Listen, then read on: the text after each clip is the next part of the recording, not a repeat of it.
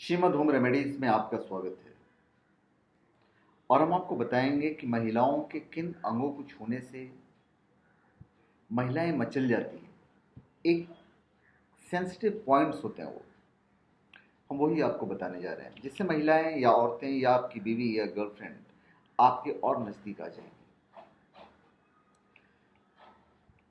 हम नीचे से शुरुआत करते हैं, तो सबसे पहले हम पाँव के बारे में बताते हैं।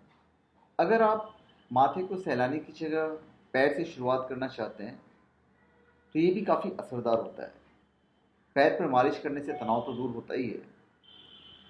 सही तरीके से पैर की उंगलियां सहलाने से शरीर में उत्तेजना का संचार होता है। कुछ महिलाएं सबसे ज़्यादा उत्तेजित तब होती हैं जब कोई उनके खूबसूरत पैरों को सहलाता है और चूमता है।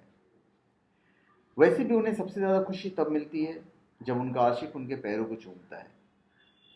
सही तरीके से पार्टनर अगर पाँव को छुए तो आप ऑटोमेटिक अपने साथी के क्लोज हो जाएंगे, उनके तनाव दूर हो जाएंगे और एक खुशनुमा संबंध बनाने के लिए तैयार भी कर सकते हैं।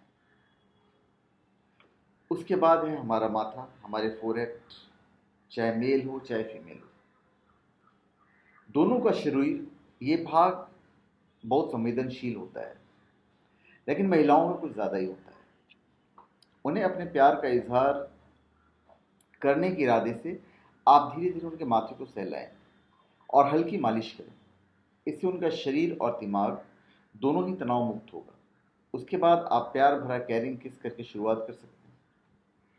उसके बाद है उनके कान, कान के जो बैक पोर्शंस होते हैं। शायद आपको पता ना हो कि कान पर किस करने से गजब की उत्तेजना आती है। आप उनके कान के पास चुंबन करते, उनके कान में कुछ ऐसा रोमांटिक कहते हैं कि वो आपके पास आने के लिए मजबूर हो जाए। उसके बाद है गर्दन। गर्दन शरीर का सबसे संवेदनशील हिस्सा होता है। एक हल्के से स्पर्श से ही पूरे बदन में झुंझुनी दौड़ जाती है। इसलिए गले लगाकर या गर्दन पर चूम कर आप उनको अपने नज़दीक ला सकते हैं। फिर है होठ। होठों के बारे में कुछ कहने की ज़रूरत नहीं है। आखिर प्यार की शुरुआत ही होठों से होती है। प्यार भरा चुम्बन यहीं से शुरुआत होता है, लेकिन ये भी सही तरीके से लिया जाना चाहिए।